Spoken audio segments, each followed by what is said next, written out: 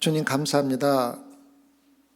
주님께서 우리에게 깨닫는 지혜의 영을 허락해 주시지 않는다면은 요한계시록은 정말로 우리가 깨닫기도 힘들고 또 일반 상식으로 알 수도 없는 정말 하나님의 오묘하고 전지전능하신 계시임을 다시 한번 깨닫게 해주심을 감사를 드립니다.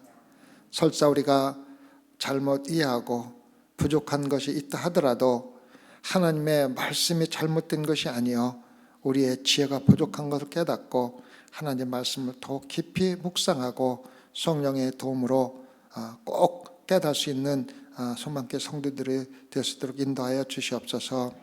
오늘도 요한계시록 17장을 마무리하면서 하나님께서 요한계시록을 통해서 우리에게 앞으로 일어날 일들이 어떠한 일들이 있는가를 계시해 준 것을 깨달아 정말 하나님이 계시해 놓은 길을 따라가는 소망교회 성도들로 삼아 주시옵소서. 어려움과 환난과 핍박과 또 우리가 감당할 수 없는 심판이 있다 하더라도 그것은 우리를 위한 심판이 아니며 예수 그리스도를 영접하지 못한 자들을 향한 심판임을 깨닫고 우리는 하나님께 더 가까이 갈 수 있는 귀한 기회로 삼을 수 있게 허락해 주시옵소서. 감사와 영광을 오로지 하나님께만 돌릴 수 있기를 원하오며 예수님 이름 받들어 기도드렸사옵나이다. 아멘. 17장 11절에 보면은 전에 있었다가 시방 없어진 짐승은 8째 왕이니 7 중에 속한 자라 저가 멸망으로 들어가리라. 전에 지난주에 제가 마무리하면서 전에 있다가 시방 없어진 짐승은 예수 그리스도의 죽음과 부활을 모방해서 한 짐승의 모습이라고 그랬습니다. 이런 모든 것들은 실질적으로 사단의 계시를 받아갖고 짐승이 하고 있는 일들입니다. 우리가 사단과 짐승과 음녀와 이 모든 관계를 우리가 조금 좀 정리를 해서 여러분들이 이해할 수 있도록 제가 좀 정리를 해드리겠다는 생각을 오늘 아침에 제가 해봤습니다. 자, 보십시오. 사단이 있습니다. 사단은 타락한 천사입니다. 그래서 사단은 막강한 권한을 가지고 있고 심지어는 정말로 하나님께 도전할 수 있는 그러한 막강한 권한도 가지고 있습니다. 지금 하나님께서 모든 하나님의 일을 하시면서 천사들을 다 사용하십니다. 정말 온갖 기적이라든가 모든 우리가 알 수 없는 일들을 하나님의 천사를 통해서 하나님께서 하나님의 일을 하시는 모습을 볼 수가 있는데, 그렇게 하기 위해서는 천사들에게 엄청난 권세와 권한과 능력을 주셨는데 그 중에서 타락한 천사들이 바로 사탄이라면은 그 사람들이 사탄이 가지고 있는 막강한 권세와 능력을 우리가 감히 짐작할 수가 있습니다. 짐승은 적 그리스도입니다. 다시 말하면은 이 세상에서 종교를 떠나서 세상적인 권한이 예수 그리스도를 대적하는 권한을 갖다가 적 그리스도 짐승으로 요한계시록에서 표시를 하고 있습니다. 그런데 이 적 그리스도, 짐승인 적 그리스도가 누구로부터 모든 권능을 받습니까? 바로 용이라고 불리우는 사단입니다. 그래서 사단이 주는 권능에 따라서 머리가 잘려 죽었던 짐승이 살아난 것처럼 마치 죽은 것 같다. 실질적으로 죽은 건 아니지만 마치 죽은 것처럼 모방해서 예수 그리스도의 죽음을 모방해서 또 다시 병이 나으면서 부활한 것을 모방하는 모습으로 이야기를 할 수가 있습니다. 그래서 지난번에 말씀드릴 적에 삼위일체에 대해서 하나님의 삼위일체를 정확하게 모방한 게 바로 사단과 짐승과 또 음녀의 모습이라고 제가 말씀을 드린 적이 있습니다. 그래서 짐승은 사단으로부터, 용이라고 불리는 사단으로부터 모든 권세와 능력을 받아서 예수 그리스도를 대적하는 세상적인 권세를 이야기합니다. 바벨론이라고 그랬죠. 바벨론은 인간들이 힘을 합쳐서 힘을 막강하게 키워서 전지전능하신 하나님의 도전을 해서 한번 이겨보자.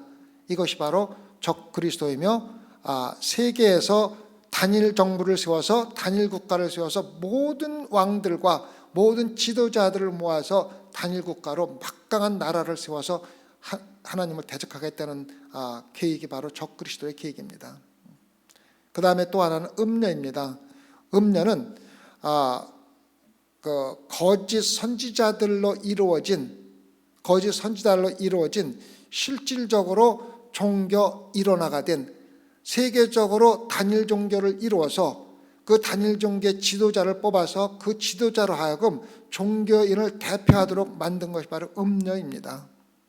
그래서 앞으로는 지금도 그러한 운동이 일어나고 있다고 제가 말씀을 드린 적이 있습니다. 단일 종교를 우회하기 위해서 우리 각 종파에서 조금씩 각 종교에서 조금씩 양보하자. 기독교가 예수 그리스도만을 통해서 구원받을 수 있다는 것을 양보하면은 다른 종교에서도 받아들일 수도 있고, 불교와 기독교와 모슬람과 모든 사비들이 다 함께 모여가지고 실질적으로 우리가 세계 평화를 좀 이루어보자. 왜 종교인들이 이렇게 맨날 싸우고 지지고 볶고, 세계적인 문제를 일으키는 원인이 뭐냐면 종교가 아니냐. 그래서 우리 종교를 단일화해서 세계 종교를 만들어서 우리 다 같이 같은 하나님을 믿는 것을 해서 같이 구원받고 같이 평화를 이루면서 살자 해갖고 단일 종교를 이루려고 하는 것들이 바로 음녀들입니다. 그래서 기독교에서도 천주교 카톨릭뿐만 아니라 개신교에서도 소위 말하는 개신교 대표들이 가서 회의에도 가기도 하고 그렇습니다. 그래서 기독교를 포함해서 모든 종교는 단일화돼서 막강한 종교적인 권한을 가지고 적그리스도와 함께 힘을 합하여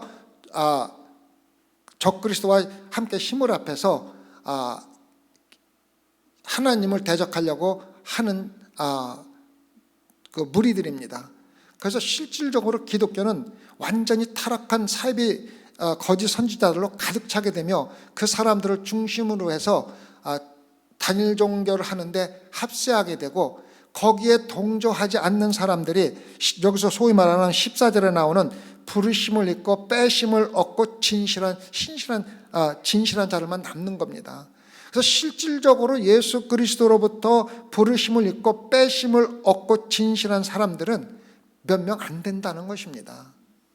그래서 대부분의 기독교가 몇 프로라고 얘기하면은 제가 잘못된 거지만은 대부분의 기독교인들이 교회들이 음녀의 계획인 단일화 종교의 합세에서 소위 말하는 그 세계 종교적인 평화를 이루는데 동참한다는 것입니다.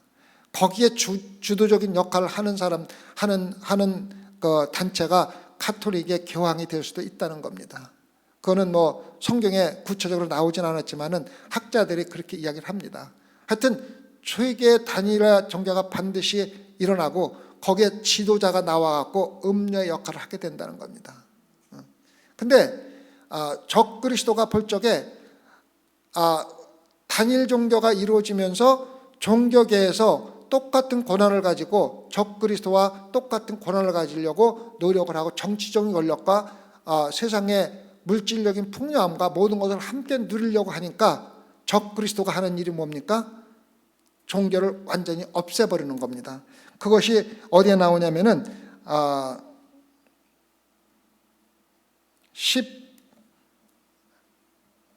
16절에 나옵니다. 16절에 내가 본 바 이 열불과 짐승이 음녀를 미워하여 망하게 하고 벌거벗게 하고 그 살을 먹고 불로 아주 살으리다. 그래서 세계적인 권력을 가진, 세계적인 종교 관계없이 세계적인 권력을 가진 사람들이, 종교인들이 종교라는 힘은 상당히 무섭지 않습니까? 종교를 통해서 목숨을 걸 수도 있고 죽을 수도 있는 그러한 종교의 힘을, 막강한 힘을 가지고 같은 권력을 가지려고 하니까 결국은 적그리스도가 하는 게 뭐냐면 종교를 완전히 멸사시켜버리는 겁니다. 종교 자체를 없애버리고 자기가 신이라고 선언을 하는 겁니다. 그래서 내가 지금부터 신이기 때문에 종교는 왈설이 멸살된다 갖고 음녀, 다시 말하면은 단일 종교를 세우고 지도자를 뽑히고 단일 종교를 관리하던 모든 사람들을 완전히 불살라버리고 종교 자체를 없애버리는 겁니다. 그리고 단일 유일한 신이 누굽니까? 적그리스도가 되는 겁니다. 그 적그리스도가 누구의 사주를 받습니까?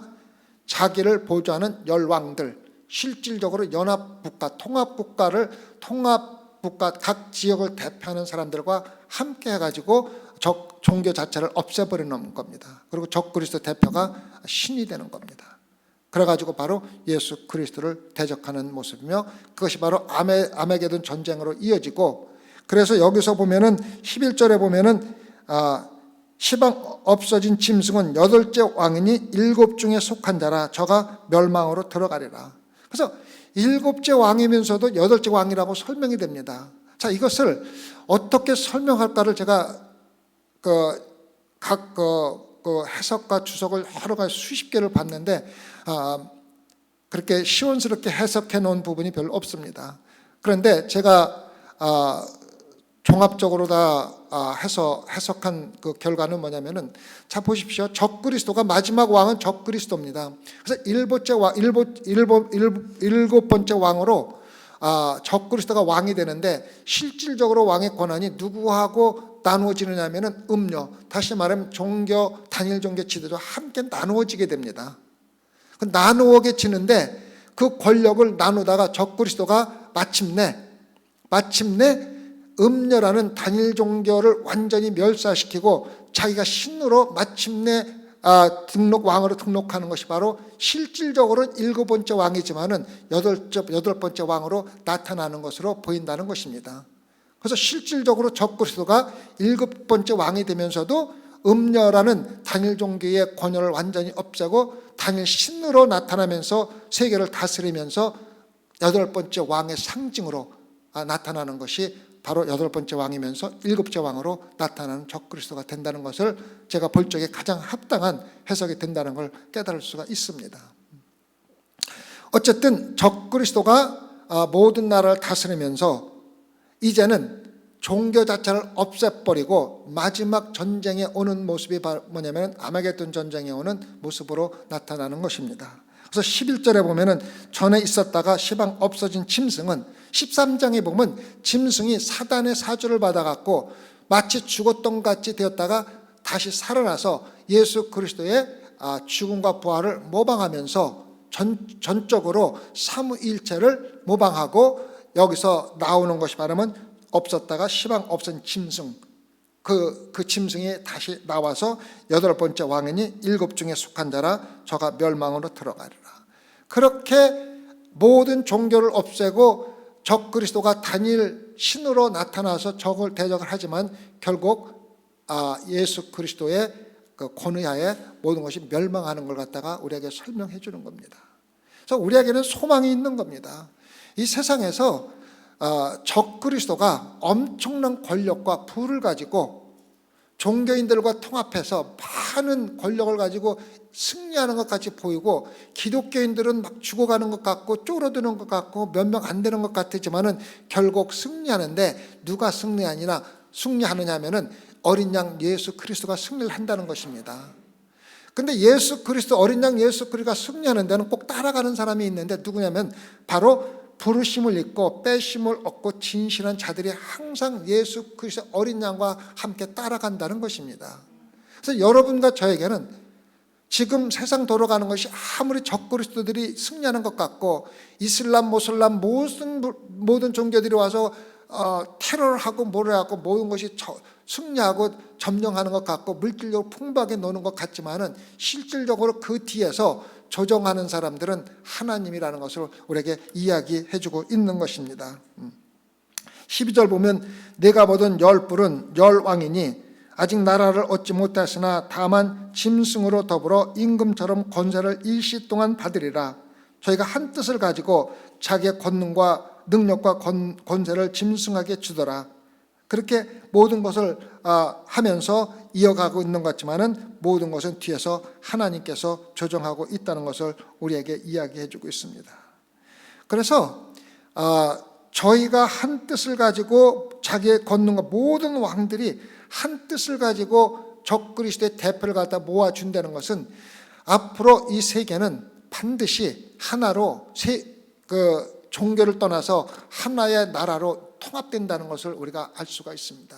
그것이 유엔을 통해서인지 어떤지 그거는 성경에 안 나와 있기 때문에 제가 단정 지을 수 없지만, 어떠한 방법으로든 초권능을 가진 세계를 모두 다스리는 한 사람, 지금은 각 나라들이 다스리고 각 나라들 하지만은 그 열왕들이 다 모여가지고 한 나라 한 사람을 지지해준다는 한 뜻을 가지고 자기의 권능과 모든 권세를 적그리스도 대표로 나온 사람에게 모든 권한을 합세해서 막강한 권력을 가지고 하나님을 대적할 수 있는 권한을 준다는 겁니다. 그래서 반드시 세계 통합은, 권력의 통합은 이루어진다는 것이고, 또 세계의 종교적인 통합도 반드시 이루어진다는 것이며, 통합이 이루어지고 나면은 종교는 완전히 멸살되고, 이루어지는 것은 세계적인 권한을 가진 사람이 신으로 등록해서 일어난다는 것이 여기에 그대로 쓰여져 있습니다. 그래가지고 14절부터 이루어지는 거 뭡니까? 어린 양과 전투가 시작되는 겁니다. 저희가 어린 양으로 더불어 싸우려고, 어린 양은 만주의 주시여 왕의 왕이심으로 저희를 이기실 터이여, 또 그와 함께 있는 자들 곧 부르심을 입고 빼심을 얻고 진실한 자들은 이기리로다. 자, 여기서 보면은 하나님을 얘기하면서 막강한 능력을 가진 하나님으로 소개를 하지 않고 무엇으로 소개를 하냐면은 어린 양으로 소개를 하고 있습니다. 어린 양으로 소개를 하는 이유를 한번 조금 생각을 해볼 필요가 있습니다. 왜 예수님께서 이미 어린 양으로 오셔서 돌아가시고 막강한 능력으로 부활하셔서 왕좌에 앉아 계신데, 지금 요한계시록은 모든 것이 이루어진 후고 지금 마지막 때를 기다리고 있으면서 환난 기간에 이루어지는 일인데, 왜 예수 그리스도를, 또 막강한 능력의 하나님을 어린 양으로 했는가? 어린 양으로 더불어 싸우려고 왔는데, 어린 양을 설명하는 것을 우리가 잘 보면 알 수가 있습니다. 뭐라고 되어 있습니다? 만주의 주시여 만왕의 왕이라. 어린 양이 아무 능력 없고 힘 없고 누가 치면은 죽을 것 같은 어린 양이 실질적으로 뭐라는 겁니까? 만주의 주시여 만왕의 왕이다. 이게 무슨 뜻입니까? 자, 디모데전서 6장 15절 볼까요? 디모데전서 6장 15절. 기약이 이르면 하나님이 그의 나타나심을 보이시리니 하나님은 복되시고 홀로 한 분이신 능하신 자이며, 뭐라고 되어 있습니까? 만왕의 왕이시며 만주의 주라 그랬습니다. 하나님이 만왕의 왕이시며 만주의 주라고 그랬습니다. 다시 말하면 어린 양 예수 그리스도를 만주의 주이시여 만왕의 왕이라고 한 것은, 비록 모습은 어린 양으로 나타났지만은 전지전능한 권능을 가진 하나님이라는 것을 여기서 이야기해 주고 있는 겁니다. 예수 그리스도는 어떠한 모습으로 나왔든지 관계없이 하나님이십니다. 전지전능한 능력을 가지고 계시고 지금도 여러분과 저 이 세상을 다스리고 있는 하나님이십니다. 그래서 예수 그리스도가 어린 양으로 여기서 표현됐지만은 하나님이라는 걸 이야기해 주고 있습니다. 그럼 어린 양으로 표시된 예수님에 대해서 왜 요한계시록에서 이렇게 했는가, 우리와 무슨 관계가 있는 걸 우리가 한번 생각해 볼 필요가 있습니다. 우리가 이 세상에서 신앙생활하는 것은 어린 양 예수의 모습을 닮아가는 모습으로 신앙생활을 해야만 합니다. 이 세상에서 권세를 잡고 그리스도를 대적하는 사람을 막 눌러서 압력으로 눌러치우고, 이 세상에서 출세해서 대통령이 돼가지고 기독교를 갖다 막 전파하려고 하고, 또 엄청난 물질을 가지고 물질적으로 막 세상을 다스리려고 하는 그러한 모습이 기독교인의 모습이 아니라는 겁니다. 그건 세상적인 모습입니다. 기독교인들은 철저하게 어린 양 예수를 닮아가야 하는데, 우리가 예수 그리스도의 모습을 한번 찾아보아야만 합니다. 도대체 예수 그리스도가 어떤 모습으로 이 세상에 내려오셨고 우리에게 어떠한 모습으로 살라고 말씀하시는가를 갖다가 우리가 알아야만 합니다. 그런데 그 예수 그리스도가 어떤 모습으로 이 세상에 내려오셨고 어떤 모습으로 살아가다가 돌아가셨으며 어떠한 모습으로 부활하셔서 지금 어떠한 모습으로 계신가를 갖다 우리가 알기 위해서는 알 수 있는 방법이 단 하나라는 겁니다. 그 방법은 하나님의 말씀은 성경으로 돌아가는 겁니다. 성경을 떠나서는 예수 그리스도가 누구인지를 정확하게 알 수도 없고, 우리가 물론 다른 사람들로부터 이야기를 듣고 알 수도 있고 또 설교를 들어서 알 수도 있지만, 실질적으로 설교가 하나님의 말씀에 근거해서 설교가 된다는 보장은 없다는 것입니다. 물론 그러한 가정에서 우리가 모든 걸 듣고 있지만 더욱 정확하게 예수 그리스도를 있는 그대로 알 수 있는 방법은 성경을 내가 직접 찾아보는 것 외에는 아무것도 없다는 것입니다. 그래서 예수 그리스도가 누구인지를 알아야 우리가 예수 그리스도의 모습을 따라서 살아가는데, 예수 그리스도를 알 수 있는 방법은 단 한 가지, 예수 그리스도가 누구인지를 설명해 놓은 매뉴얼과 똑같은 성경으로 돌아가는 것입니다. 그래서 제가 여러분에게 묻고 싶은 것은, 그러한 성경을 여러분은 도대체 얼마나 깊이, 얼마나 많이 말씀을 읽고 묵상하고 공부하고, 또 성령의 능력으로 쓰여진 하나님의 말씀을 성령의 능력으로 해석하며 이해하고 있느냐를 갖다가 제가 묻고 있는 겁니다. 자신에게 한번 물어보세요. 내가 하루에 몇 시간 동안을, 24시간 중에서 몇 시간을 예수 그리스도를 알고 예수 그리스도를 따라서 살아갈 수 있는 신앙인으로 성장하고 있는가 한번 생각해 보라는 것입니다. 참 중요한 일입니다. 굉장히 중요한 기독교인들이 꼭 지켜야 할 하나님의 말씀입니다. 꼭 찾아보시고 돌아가야 됩니다. 그래서 예수님을 우리가 먼저 한번 보시겠습니다. 자, 부르심을 입은 사람들, 빼심을 얻은 사람들, 진실한 자들을 보호해 주시고 인도하시는 어린 양 예수 그리스도는 어떠한 모습으로 오셨으며 우리에게 어떠한 모습으로 살아가기를 원하시는가? 첫 번째 예수님이 하신 게 뭡니까? 자신을 비우고 이 세상에 내려오신, 겸손하시면서도 겸손하신 분이 바로 예수 그리스도입니다. 그래서 여러분과 저는 신앙생활에서 예수 그리스도의 겸손을 본받지 않으면은 신앙인으로서의 첫 번째 자격을 잃어버리는 겁니다. 여러분이 아무리 성경을 많이 알고 있고 세상에 출세를 하고 학문이 있고 지식이 있고 또 많은 교회에서 일을 한다 하더라도 거기에서 겸손히 함께 하지 않으면은 여러분들이 하고 있는 모든 것들은 예수 그리스도와 아무 상관없이 여러분의 이득과 여러분의 자존심과 여러분의 명예를 위해서 하는 자신을 위한 일밖에 안 된다는 것입니다. 그래서 어린 양 예수는 왜 어린 양이로, 정말 힘도 없고 능력도 없고 사자가 와서 잡아먹으면 그대로 잡혀 먹을 수밖에 없는 어린 양으로 예수님이 오셨는가를 우리가 잘 알아야만 합니다. 첫 번째가 우리 모든 것을 비우고 예수 그리스도가 하나님이 되심을 버리고 인간 죄인으로 내려오셔서 십자가에 돌아가신 것 같이 우리 자신을 완전히 비우고 겸손해지는 겁니다. 겸손해집니다. 자만하면 안 된다는 것입니다. 그런데 지금 우리가 사는 세상을 보면은 그렇게 겸손하게 세상 것을 버리고 겸손하게 사는 사람들이 설당이 없습니다. 설당이 없습니다. 못 살으면은 멸시 천대받고, 권력이 없으면은 사람들로부터 무시를 당하고, 학문과 지식이 없으면은 다른 사람들로부터 무식하다는 소리를 듣고, 정말로 겸손하게 사는 사람들이 설당이 없습니다. 그러나 설당이 단 하나 있습니다. 예수 그리스도의 부활하신 그 땅에 우리가 설 수 있는 겁니다.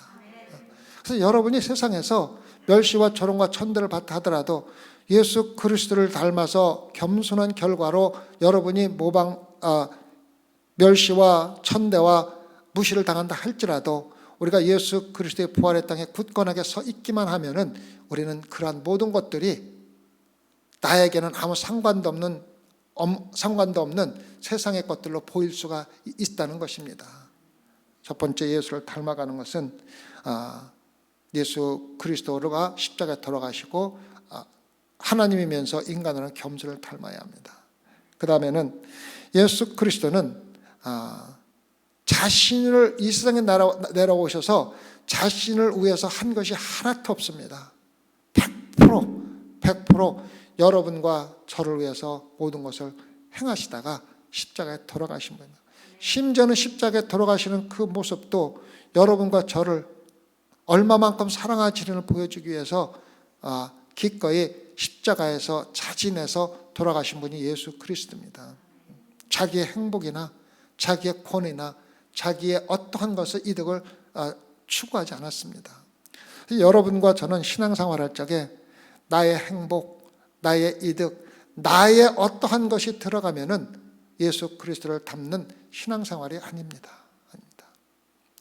우리는 철저하게 남을 위해서, 다른 사람을 위해서 나를 버리는 것이 예수 그리스도 어린 양을 닮아 사는 부르심을 입은 사람, 빼심을 얻은 사람, 진실한 자들로 살아가는 환난 날에도 예수 그리스도가 보호해주는 정말 보호받는 성도들로 살아가는 것입니다. 여러분과 제가 단일 종교로 연합하고 타락해라 거짓 종교로 지금 돌아가고 있는 기독교를 갖다가 떠날 수 있는 유일한 방법은 예수 그리스도를 닮아서 내 자신의 이득보다는 다른 사람들의 이득을 위해서, 심지어는 우리에게 핍박과 환난과 조롱하는 사람들을 위해서 예수 그리스도가 십자가에 돌아가신 것 똑같은 모습으로 여러분과 제가 십자가에서 죽을 수 있는 그러한 신앙생활을 해야만 합니다. 제가 내일 설교를 하면서 말씀을 드리겠지만 트럼블 목사님이 뭐라고 그랬냐면은 죽을 준비가 되어 있지 않은 사람은 살아가는 것이 아니라 생명을 유지하는 것이라고 얘기를 합니다. 죽을 준비가 되어 있지 않은 제자는 형식적인 제자이지 참된 제자는 절대로 될 수가 없다고 이야기를 하는 겁니다. 예수가 십자가에서 돌아가신 것 같이 여러분과 제가 남의 이득을 위해서, 남의 행복과 다른 사람들의 영생을 위해서 십자가에 죽을 준비가 되어 있는 신앙인만이 예수 그리스도가 환난 날에 부르심을 입은 사람이 될 수 있는 거고, 빼심을 얻은 사람이 될 수 있는 거고, 진실한 성도가 될 수 있다는 것을 알고, 여러분의 삶이 내가 정말 나를 위해서 살고 있는 삶인가? 아니면은 다른 사람을 위해서 나를 십자가에 못 박으며 살아가고 있는 사람인가를 다시 한번 검토하는 시간이 되어야 한다는 것입니다. 그 다음에 예수님은 겟세마네에서 피땀을 흘리면서 기도하여 자기가 받은 잔을 옮겨주기를 원했지만은, 그러나 나의 뜻대로 마시고 하나님의 뜻대로 하시라고 하나님의 뜻에 철저하게 복종한 삶을 사셨습니다. 자기 삶을 사신 게 아니라 하나님의 삶을 사셨습니다. 그래서 여러분과 제가 어린 양 예수 그리스도를 닮아서 살아가기 위해서는 나의 삶을 살아가는 것이 아니라 예수 그리스도에 복종하고 순종하는 삶을 반드시 살아야만 합니다. 그래서 우리가 살아가는 목적이, 예를 들어서 내가 돈을 벌고 열심히 공부해서 출세를 하고 모두 하는 모든 그런 것들의 목적이 나의 이득과 나의 명예와 내가 좀 더 인정받기 위한 것이 아니라 어떻게 하면 내가 가진 모든 것으로 예수 그리스도를 좀 더 영광되게 하고 예수 그리스도의 사역을 잘 감당하는 데 사용할 수 있는가를 갖다가 마음속에 새겨두고 신앙생활을 해야만 한다는 것입니다. 제가 한번 여러분들에게 고백한 적이 있습니다. 저는 지금 솔직히 여러분들한테 말씀드리지만은 기도할 적마다 내가 가지고 있는 모든 물질을 하나님을 위해서 죽을 때 단 1원도 안 남겨놓고 다 쓸 수 있도록 쓸 수 있는 기회와 가장 주님을 위해서 주님이 기뻐하시는 방법에 쓸 수 있도록 해달라고 기도를 열심히 합니다. 그냥 호의적인 기도가 아니라 진심으로 기도하고, 내 앞에 정말 내가 1원을 써가지고 예수 그리스도의 영광이 될 수 있다면 나는 그 1원이나 그것이 설사 큰 돈이라도 절대 아끼지 않고 쓰는데 조금도 주저하지 않습니다. 제가 잘났다고 얘기하는 것이 아니라 제가 예수 그리스도를 섬기면서 저에게 하나님께서 주신 축복들이 나를 위해서 사용되는 것은 내가 예수 그리스도에게 영광 돌리지 못하는 것을 철저하게 느끼는 사람입니다. 우리 함께 예수 그리스도를 섬기는 자들은 여러분과 나에게 주어진 모든 축복들이 나를 세상에서 편안하게 살고, 물론 세상에서 하나님께서 축복 주신 것을 누리며 사는 것도 중요하지만은 그것이 하나님께 쓰여주시는 방법이 있다면 주저하지 않고 쓸 수 있는 하나님의 말씀에 순종하고 복종하는 그러한 사람들이 신앙생활을 해야만이 환난 날에 정말 선택받은 자, 빼심을 받은 자, 또 진실한 자가 될 수 있다는 것입니다. 그리고 우리가 예수 그리스도가 어린 양으로 오신 것은, 어린 양은 구약 시대에는 우리 죄의 사함의 상징이었습니다. 그래서 이스라엘 백성들이 애굽에서 나올 때 양을 잡아서 문설주에 바른 사람들은 죽음의 사자가 건너뛰었습니다. 그래서 지금도 여러분과 제가 예수 그리스도의 피로 여러분의 삶의 문설주에 바른 사람들은 이 세상의 모든 악과 모든 사단들이 뛰어넘어간다는 것입니다. 그래서 우리는 예수 그리스도의 어린 양의 피를 철저하게 우리의 삶에 발라야만 합니다. 이것이 없으면은 여러분과 저는 사단이나 유혹에 쉽게 넘어갈 수밖에 없는 것입니다. 그래서 여러분과 저의 신앙생활 속에서 철저하게 예수 그리스도만 의지하고 예수 그리스도만 바라보면서 예수 그리스도가 세우는 땅 위에 서야만 한다는 것을 우리가 알아야만 합니다. 그것이 바로 예수 그리스도의 양의 피를 우리 삶의 문설주에 바른다는 것입니다. 여러분, 세상 것에 의존하지 마세요. 세상 것에 의존 마세요. 여러분이 열심히 공부하고 출세해서 권력을 가질 수도 있습니다. 그러나 그 권력을 나를 위해서 쓰기도 하겠지만은 그것보다는 어떻게 하면 내가 가진 권력을 예수 그리스도를 위해서 쓸 수 있는가. 여러분이 가진 돈이 얼마에 관계없이 나를 위해서 쓰지만은 내가 이 돈을 어떻게 하면 예수 그리스도를 위해서 더 효과적으로 쓸 수 있는가 한번 생각해보고 묵상하고 기회가 주어지면은 서슴없이 사용하세요. 이것이 신앙생활의 근본입니다. 근본입니다. 우리가 지난주에 우리가 예배를 보면서 앞에서 열심히 찬양 인도하는데 앉은 사람이 몇 명 안 됩니다. 우리 최 집사님이 나가서 부엌에서 일하시는 분들 다 불러 들어가고 찬양하시는 모습을 보면서 제가 뒤에서 앉아서 느낀 건 이겁니다. 찬양 인도하시는 분들이 열심히 찬양 인도하는데 힘이 많이 빠졌겠지. 나도 마음이 참 아프고 힘이 듭니다. 내가 집에 가서 기도하면서 묵상하면서 느낀 것이 말하면 하나님께서 저에게 주는 음성은 뭐냐면은 그것이 바로 요즘의 교회의 현실이다. 정말 신령과 진정으로 예배드리고자 하는 자들은 그 사람들을 빼고 나면은 교회는 텅 빌 수밖에 없다는 그러한 말씀을 주시더라고요. 그래서 내가 우리 성가대장 홍명 집사님한테 집사님 아무 앉아있는 사람이 없어도 좌절하거나 실망하지 말고 하나님께 영광 돌리세요. 이렇게 얘기를 했습니다.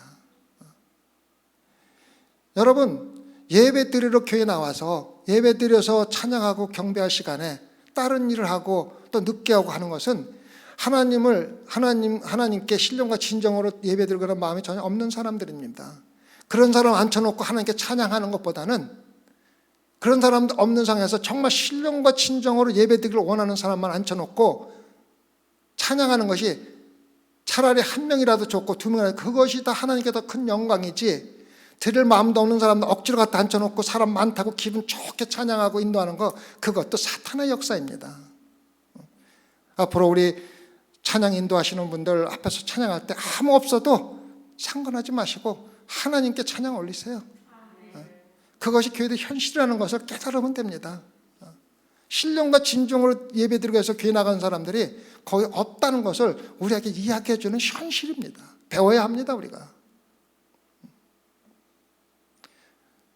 예배드릴 때 사람이 몇 명 없다고 좌절과 실망할 필요가 없습니다. 그 자리에 앉아있는 걸로 하나님께 감사하면 됩니다.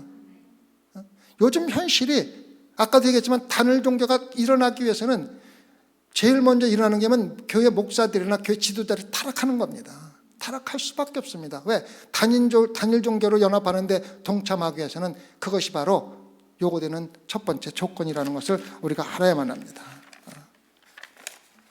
우리가 신앙생활하면서 아까도 말씀드렸지만 올바르게 신앙생활을 할 수 있는 유일한 방법은 하나님 말씀으로 돌아가는 겁니다. 하나님 말씀으로. 호세아서 6장 1절에서 3절입니다. 오라, 우리가 여호와께로 돌아가자. 여호와께서 우리를 찢으셨으나 도로 낫게 하실 것이요 우리를 치셨으나 싸매어 주실 것입니다. 여호와께서 이틀 후에 우리를 살리시며 제3일에 우리를 일으키시리니 우리가 그 앞에서 살리라. 그럼 우리가 여호와를 알자. 힘써 여호와를 알자. 그의 나오심은 새벽빛같이 일정하니 비와 같이 땅을 적시는 늦은 비와 같이 우리에게 임하시리라 하리라. 우리가 마지막 환난 날에 여러분과 제가 예수 그리스도와 함께 부르심을 입고 진실한 성도로서 모든 환난과 핍박을 피해갈 수 있는 방법은 여호와께 돌아가는 방법밖에 없습니다.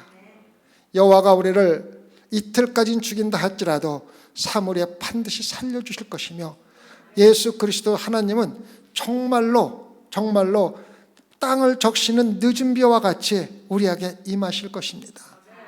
우리가 여호와께 돌아갈 수 있는 유일한 방법은 하나님 말씀으로 돌아가는 겁니다. 하나님 말씀을 읽고 묵상하고 듣고 성령의 능력으로 이해하는 것, 이것을 중단하면은 우리는 하나님을 떠난 겁니다. 성도 여러분, 언젠가는 적그리스도가 모든 세상을 권력으로 통합하고 거짓 종교자들, 모든 교회 지도자들, 모든 종교 지도자들 함께 모여서 세계 단일화 종교를 이루면서 종교 단일화도 반드시 이루어집니다.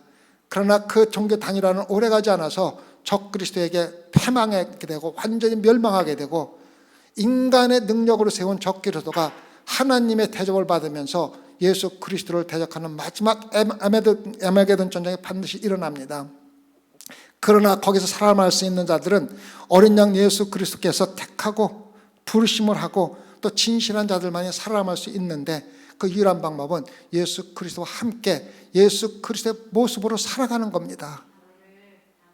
그것은 바로 겸손한 모습으로 하나님이면서 인간으로는 겸손한 모습과 또 십자가에서 죽음으로써 자기가 우리를 얼마나 사랑했는지를 보내주신 것 같이 우리가 다른 사람들에게 우리를 핍박하고 고난하는 사람들에게 그들을 위해서 나 자신을 죽임으로써 우리가 그 사람들을 얼마만큼 간절하게 예수 그리스도를 믿게 하는지를 그 사람들이 알 수 있게 해주시고 또 우리 삶의 문설주에 예수 그리스도의 어린 양의 피를 발라서 세상의 어떤 유혹과 심판들이 우리를 넘나볼 수 없는 그러한 신앙생활을 함께 하도록 우리 함께 노력하시기로 기도하겠습니다. 기도하십시다. 하나님 아버지, 예수 그리스도의 보호가 없으면은 우리는 세상의 유혹에 쉽게 넘어가서 세상 사람들과 하나가 되어 예수 그리스도를 대적하는데 동참할 수밖에 없습니다. 우리가 예수 그리스도를 대적하는 적그리스도에서 함께 동참하지 않고 어린 양 예수 그리스도를 따를 수 있는 유일한 방법은 말씀에서 우리에게 가르쳐 주신 예수 그리스도를 올바로 알고 예수 그리스도를 따라 살아가며 예수 그리스도의 모습을 세상에 알림으로써 예수 그리스도의 영광을 나타내는 성도들만이 예수 그리스도의 마지막 환난난에 선택을 받을 수 있다는 것을 깨닫고 우리가 하루하루 살아갈 적에 정말 예수 그리스도를 똑같이 닮은 삶 살 수 있도록 힘과 능력을 허락해 주시옵소서. 그래야 우리 새벽에 모인 당신의 자녀들 단 한 명도 환난날에 예수 그리스도를 떠나 적그리스도와 동참하는 일이 없도록 주님 인도하여 주시옵소서. 감사와 영광을 하나님께 울며 예수님 받들어 기도드렸사옵나이다.